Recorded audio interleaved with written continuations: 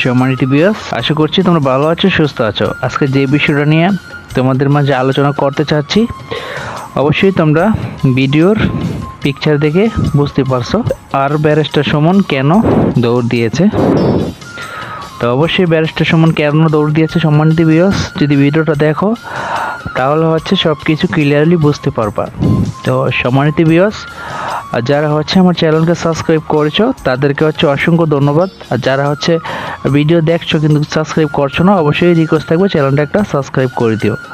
তো চলো অবশ্যই ভিডিওতে চলে যাচ্ছি, পাশে থাকো আর ভিডিওটা প্রথম থেকে লাস্ট পর্যন্ত দেখার অনুরোধ থাকবে তোমাদেরকে। তো শুরু করছি।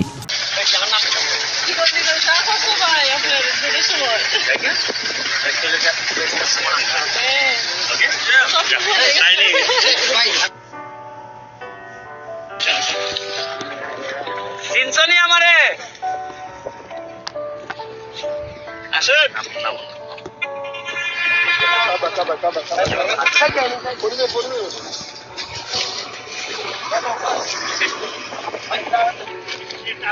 দিদি আসো গো, আসো, একটা কথা আছে, একটা মিষ্টি খাই যাবে, ঠিক আছে? কই আরো ডাকো, তোমার যারা আছে এরা কই? তোমরা ভোট দিছো, এটা সারা জীবন তোমরা গোলামি করলো, আমার শেষ হয় না। এটা আমি বুঝলাম না যে আমি তোমার কখনো তোমার ছয়টা যেতাম না। তোমরা খালি এইটা কও যে জীবনে তো বহু এমপি দেখছো, কেউ আইছিল তোমাদের এইভাবে? আমি হয়তো আগামীবার হয়তো ভোট চাইতেও আসবো না, আমি হয়তো দাঁড়াইতাম না, কিন্তু তোমরা যে ঋণে আমারে ফেলছো দিয়া ভোট, আমার কাছে মনে হয় যে বাকি জীবন তোমাদের গোলামি করলো আমার। কারণ পুরা এতগুলা বাগানের মানুষ আমারে ভোট দিছে, হয়তো অনেকে তোমরা আমারে দেখো নাই, কিন্তু তাও আমার নামের উপর কথা শুনে তোমরা ভোট দিছো। এই কারণে মানুষ এরা মন জয় করতে পারছি, এই জন্যই কইছে যে আচ্ছা না, ব্যারিস্টার ভালো লোক, এই জন্য তো ভোট দিছে। আর এখন এটা আমার প্রমাণ করার সময় যে আসলে খালি ভোটের আগেই ভালো নাকি না ভোটের পরেও আমি ভালো। কারণ আমার তো আরো 5 বছর বাকি আছে, যদি আমি নির্বাচন না করি তার দরকার নাই আমার। আসো গো দিদি, পাইছো? আর দেখো আইসি যে একটা খাইল। আসো গো দিদি, আশীর্বাদ রাখো, আর কিচ্ছু চাই না, আশীর্বাদ রাখো যাতে মানুষে আমারে খারাপ না কয়। মানুষের টাকা যেন আমি না মারি, কথা বুঝছো নি?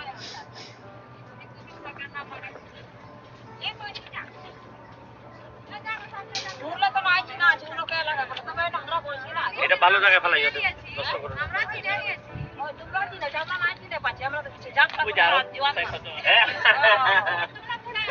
আর কই দিদি, কই দিদি?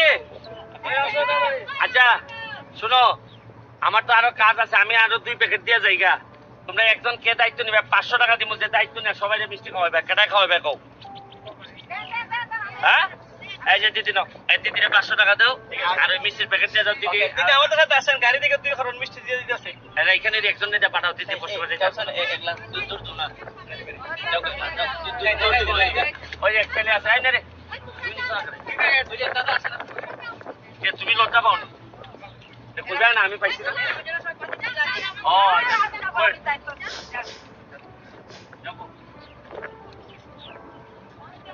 আমি একদিন চা পাতার বর্তা খাইছি, ওই যে কি জানি চা পাতারে কি করে ডাল মারতে আমার একদিন খাওয়াই তো।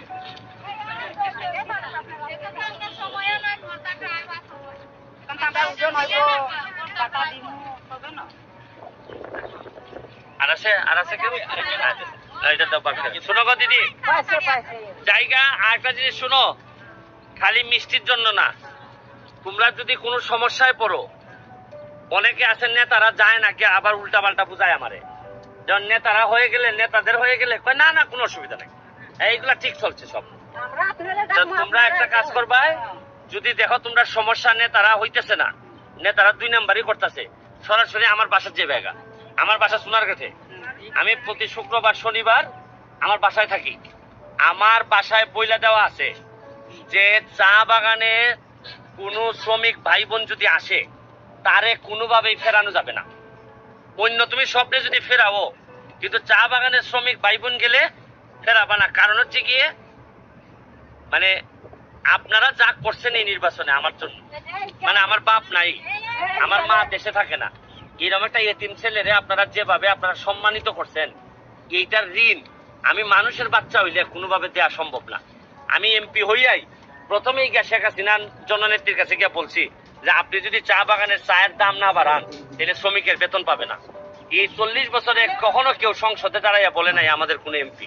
আপনার ছেলে মেয়েরে জিগাইয়েন যে আমি চেষ্টা করে যাচ্ছি যাতে আপনাদের জীবন মান উন্নত। এই যে এখানে একটা কি বানাইছি দেখছেন আপনারা, ওই যাত্রী ছাউনি বানাইছি, বানাইয়া চা বাগানেরই একটা লোককে দিয়া কইছি তুমি এখান থেকে ইনকাম করবা, করে তোমার সংসার তুমি চালাইবা। আরেকটা করছি চন্ডী রামগঙ্গা, আরো করতেছি, আরো বিভিন্ন জায়গায় করতেছি। আমার কথা হইলে এই জায়গাটারে আমি একটা পর্যটন নগরী বানাইমু, যাতে তোমরা যারা চা বাগানে কাজ করবা আর তোমাদের যারা ছেলে মেয়ে চা বাগানে কাজ করবে না, এরা যেন বাহির থেকে পর্যটক আইলে এদের মাধ্যমে ইনকাম করতে পারে টাকা। তাইলে হবে কি শুধু চা বাগানের উপর আর নির্ভর না, তুমি তখন অন্য জায়গা থেকেও তোমার আয় ইনকাম আইবো। কথাটা বুঝছো নি? আর কতদিন সারা জীবনই এইভাবে করবা? কেউ তো তোমাদের ভাগ্য উন্নয়ন চায় না, এরা খালি চায় বছরের পর বছর খালি ভুট্টা দিলাও। তুমি আমার 50 বছর, অনেকের বয়স আছে আমার থেকে বেশি, খালি সারা জীবন এরা ভুট্টাই নিয়ে গেছে, কিন্তু দেয়ার মতো কি দিছে আমার এটা কম। তোমাদের দেখা যায় বেশিরভাগ বাগানে মন্দির নাই, বেশিরভাগ বাগানে আমার কয় নাচ নাচ মন্ডল নাই, এরপরে কয় পানি নাই, রাস্তা নাই, ব্রিজ নাই। তাহলে 50 বছরে তো তুমি তাদেরকে স্বর্ণের হার দেও নাই, গয়না দেও নাই, সামান্য মন্দিরটা বানাই দিতে পারো নাই। এরার কত হইলো কি জানো, যে আরে চা বাগানের মানুষ অত করণ লাগবো কেন, বুট তো এরা এমনি দিব। আর এবার চা বাগানে মানুষের দেখাই দিছে বুট কেমনে দেয়, এই জন্য এক ভদ্রলোককে বাড়ি পাঠাইয়া একেবারে ঢাকা পাঠাই দিছে। দেখো দিদি তো এটা দিয়ে দিও, আর দিদি 500 টাকা নেন, আর দিদি টাকাটা জায়গা ধরেন আমি আপনি সবাই দিতে ভাই, আমার ক্ষমা করবেন। আর আমার যদি কোনো পরামর্শ থাকে সবসময় পরামর্শ দিবেন, ঠিক আছে? ওকে দিদি গেলাম। আমি সব সময় আসা, এই যে সুর মাঝে তোমার পুকুরটা বানাই দিছি, এই যে ব্রিজটা আমি এমপি হইবার আগে করছি, যে স্কুল বাজার টিলানি হয়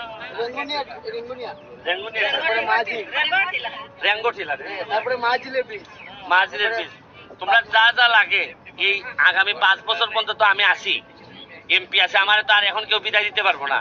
এই 5 বছরে এমন করা দিয়া দিমু দেখছো না কেমনি।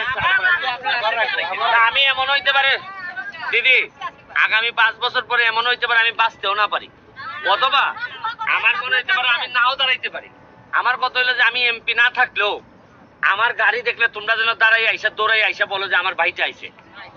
সবসময় এমপি থাকা লাগবো তা না, কিন্তু তোমরা যেন আমার একটু বুঝো যে এটা আমার মানুষ, এটা আমার ভাই, এটা আমার ছেলে। ওর কাছে গেলে কোনো না কোনো একটা পথ বার হইব, আমি এটা চাই। আমি এমপি মানুষ সারা জীবন থাকতে যদি তোমরা আমার না ডাকো, তোমরা আমার দেখলে যদি মুখটা ঘুরাই চলে যাও, তো এই এমপি হওয়ার কোনো দাম নাই। ঠিক আছে দিদি গেলাম।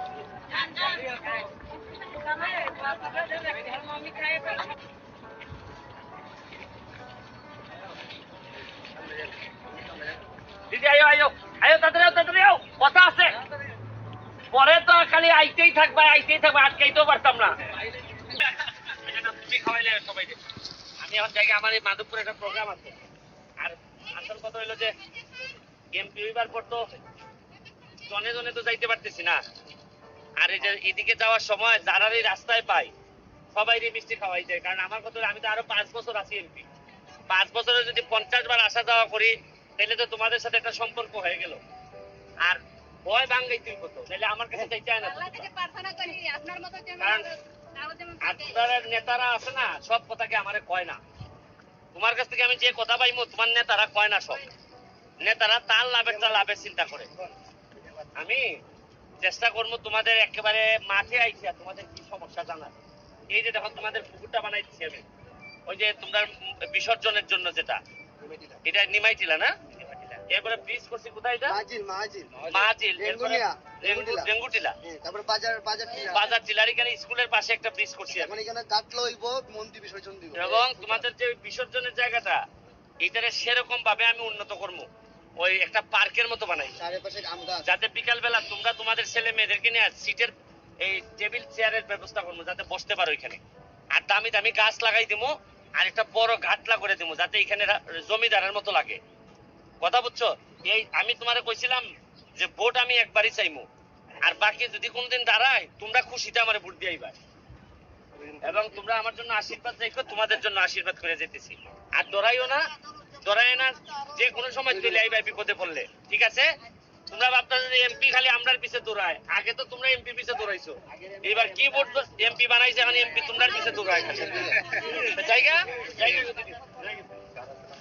ভালো আছে, ও আচ্ছা ভালো আছে তাই আচ্ছা। সম্মানিত ভিউয়ার্স, যদি এমপি হয় এরকমই এমপি হওয়ার উচিত আমি মনে করছি। এরকম মায়াবান এমপিও হচ্ছে আমাদের বাংলাদেশে চাচ্ছে।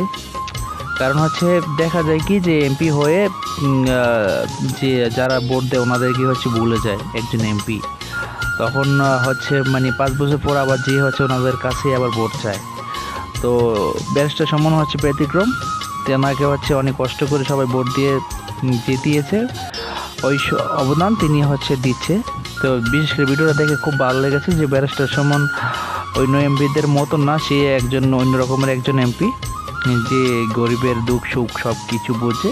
তো সম্মানিত ভিউয়ার্স, তোমাদের ভিডিওটা কেমন লেগেছে কমেন্ট বক্সে লিখতে ভুলবা না, আর তুলে দেবো তোমাদের মন্তব্য। আজকের মতো বিদায় নিচ্ছি, সবাই ভালো থাকো, সুস্থ থাকো, দেখা হবে পরবর্তী আরেকটি ভিডিও।